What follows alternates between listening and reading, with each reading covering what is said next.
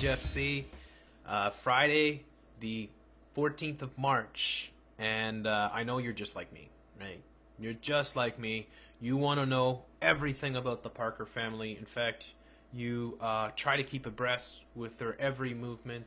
You feel the pain that they suffer, the trauma from losing their 6-year-old girl to the affair called Sandy Hook, right? So you want to keep abreast with everything. You want to keep up to date. You want to hear about the Parker family every day. Well, the lamestream media does as well. In fact, the lamestream media will bring you things like the blog, right? Off of the Huffington Post. My word, the blog. They might as well call it the blob. It's just a big fucking full of shit. Look at this, though. You gotta crack up. Alissa Parker writes for the Huffington Post, right? And here's her credentials here. Blogger, the Parker 5, and co-founder of safeandsoundschools.org. Wouldn't you feel safe and sound with your school having the likes of Alissa Parker, perhaps Caitlin Roig the Bellis, showing up and indoctrinating your kids into the New World Order? Well, let's look into this article. I think you're going to find this quite astounding. The triggers I still face after leaving Sandy Hook. So here she is writing about her struggles. I have moved a lot in my life. A lot. In almost 11 years I've been married, I have lived in 16 different houses. 16 different houses. 16. So 16, I'm not very good at math, but that's like 3 times a year? I mean, seriously. 16 times in 11 years? Perhaps you should tell your husband to stop working for the CIA. I don't know. Might be an idea there, Alissa. I have perfected the art of packing and unpacking our things. You've also perfected the art of making retard faces. Which is so demonstrable in your all your numerous gut-splitting interviews. Back in December, when our family was getting ready to move from our home in Sandy Hook to our new home in Washington, I had decided that I just wasn't up for the job of packing this time. Well, you got lots of money now. You use your millions of dollars to hire movers to come in and pack all your bullshit. Actually, that would be a lot of stuff. I mean, if you could imagine all the bullshit that the Parker families have to move around. And wasn't it Utah that they moved to? Right? What is this, Washington now? Am I missing something? Oh, maybe they've already moved a few times this year. You know, Robbie has to move around because his job at Sandy Hook, let me see, he was a medical assistant, and he showed up that morning in a t-shirt from work. I guess there's no dress code there. Anyways, I digress. So she just wasn't up for packing this time. After losing Emily, I knew that boxing up our home meant saying goodbye to more than our house. It meant saying goodbye to a piece of her, and I just wasn't strong enough. With our mediocre negotiating skills, we were able to get Robbie's new job to do the moving for us. Well, I'm sure the CIA has lots of connections. Yeah, just get a few plugs to come in and do your work, dirty work for you. So they're showing photos here. I guess that's Alissa. I don't know what this crap is. I'm not even going to bother with it. This last week, standing in our new home in Washington, I looked at all the boxes filling up every corner of the house and felt overwhelmed. There's so many of them. I didn't know which boxes held which things. I felt lost and a little anxious. I guess you were making your retard faces. I was anticipating the emotions I knew I would have to deal with by opening those boxes.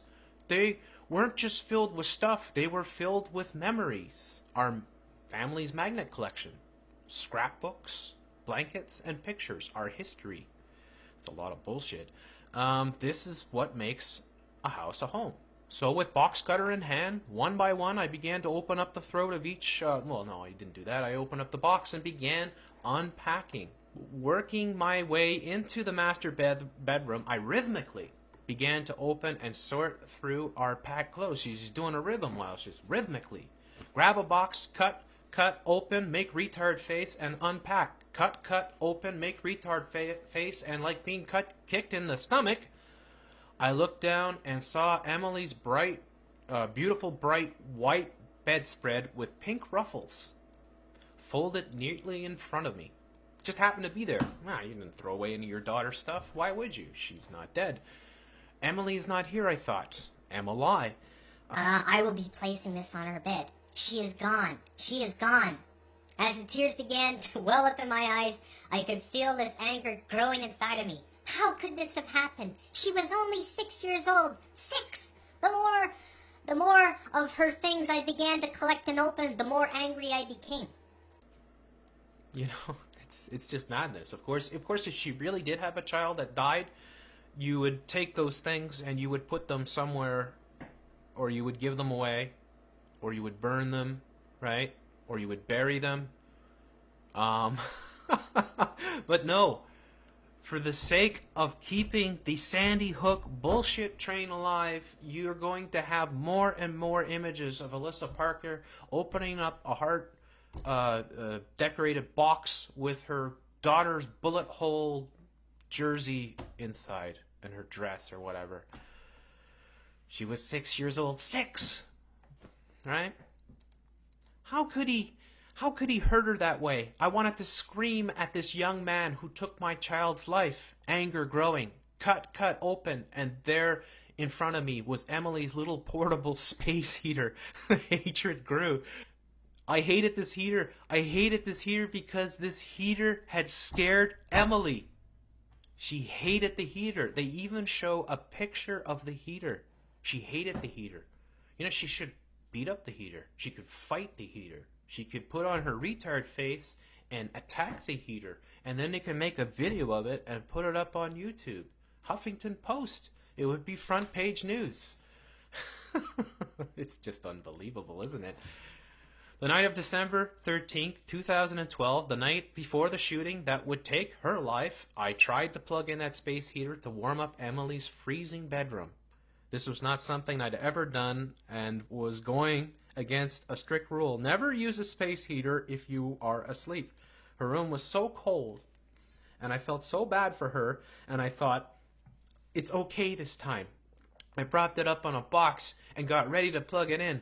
"Mom, what are you doing?" Emily shouted at me. I explained that I wanted her to warm up her room for just a bit, just once. Emily panicked and said, "Mom, it's so dangerous. If you do this, I'm going to be shot in a school shooting tomorrow." I can start a fire. She began to cry, begging and pleading with me not to plug it in. It scared her. Anger swelled in my heart as I looked at this little machine. I wanted to break it. I wanted to take a bat and beat it till my heart stopped screaming. I knew. I threw it down on the ground and began to cry. I couldn't protect her. I couldn't save her. And sometimes I wish I could take out a bat and beat down the murderer who hurt her. It's just insane. It's just fucking crazy. This is actually on the Huffington Post. Well, why would anybody be surprised? They put bullshit up there all day long. In case you're confused about the Huffington Post, look at the crap that they put alongside here. 11 ways porn misleads women about sex. Right? Pharmaceutical has utterly adorable prescriptions for kids who can't sleep. How crazy is that? Look at this shit. Confused cutie doesn't understand why we don't take cookies from strangers. Geez, you're getting all the most important news ever. It's right here. You don't need to go anywhere else. Why the hell are you wasting your time on Free Radio Revolution? The Huffington Post has the blog. Right? This is the sexiest podcast you'll ever hear. Aaron Paul's top 5 tips for meeting women, the love of your life. Man, there is no hope for humanity. There really isn't. So let's finish off this horrendous en miedo.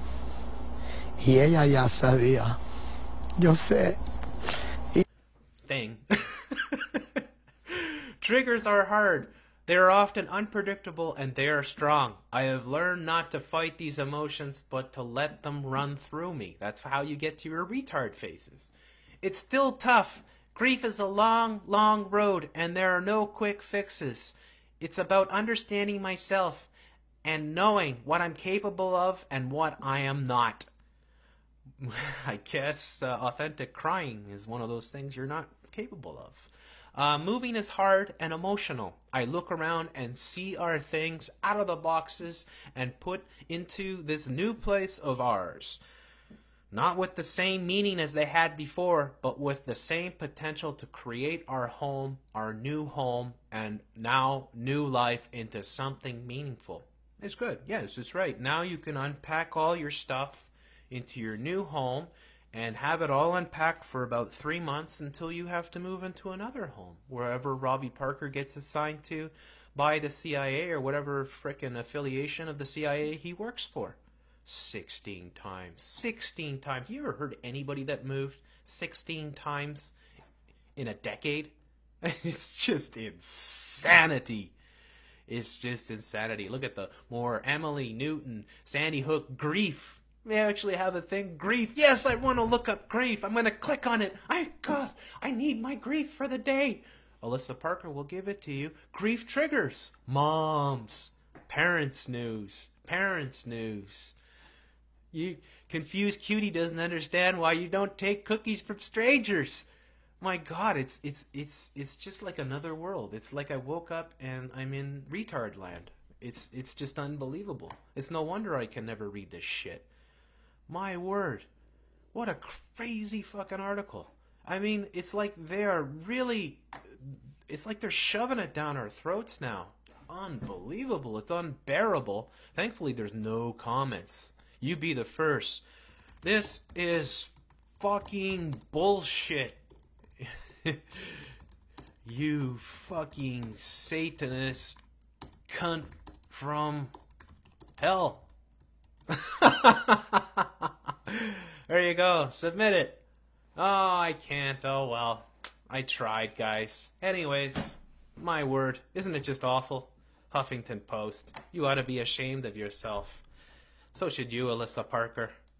Hey, guys, if you want to go and leave some nice comments for Miss Retard Face here, by all means, I'll leave the links below. Have a good one.